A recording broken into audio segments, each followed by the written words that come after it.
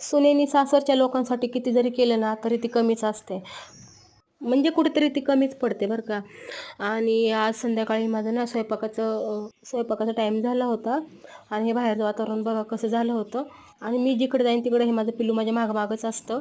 म्हणजे मुली अशाच असतात ना, आईला धरून राहतात लग्नानंतर आणि लग्नाच्या अगोदर तर नको नकोसं करून सोडतात.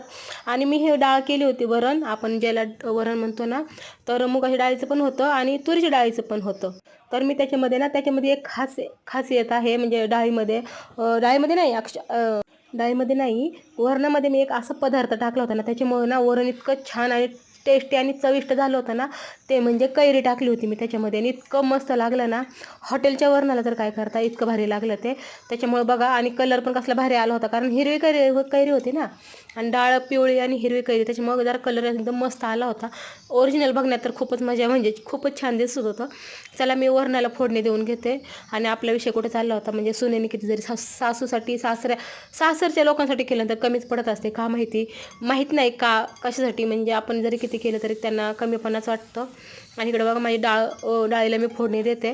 काही नाही, त्याच्यामध्ये तेल टाकलं थोडंसं पळीभर आणि मोहरी टाकून घेतली. तडल्यानंतर त्याच्यामध्ये कोथिंबीर टाकली, कारण मला तशी आवडते.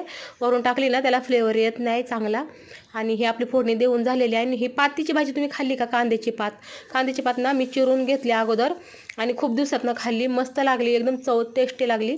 आणि त्याच्यानंतर मग मी काय केलं, लसूण आणि मिरची आणि एक हिरवी मिरची जे ना का लाल एकदम अशी तिखट असते, तिखट ते टाकली. आणि बाकीच्या ना असा नॉर्मलीवाल्या त्याच टाकल्या.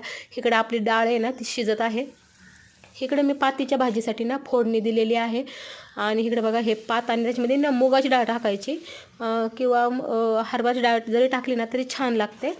आणि हे बघा मी इकडं अशी मस्त परतवून घेतलेली आहे तिला. आणि नंतर वाफ द्यायची. वाफ नाही दिली तरी चालते, शक्यतो भाज्यांना वाफ देऊ नये, कारण वाफ दिली ना तर भाज्यांना चव राहत नाही, असा माझा तर अंदाज आहे. आणि इकडे आपली भाजी तयार झालेली आहे. भाजीसोबत ना भाकरी छान लागते. त्याच्यामुळे टाकलेला आहे मी शेंगदाण्याचा कूट आणि भाजी रेडी झालेली आहे.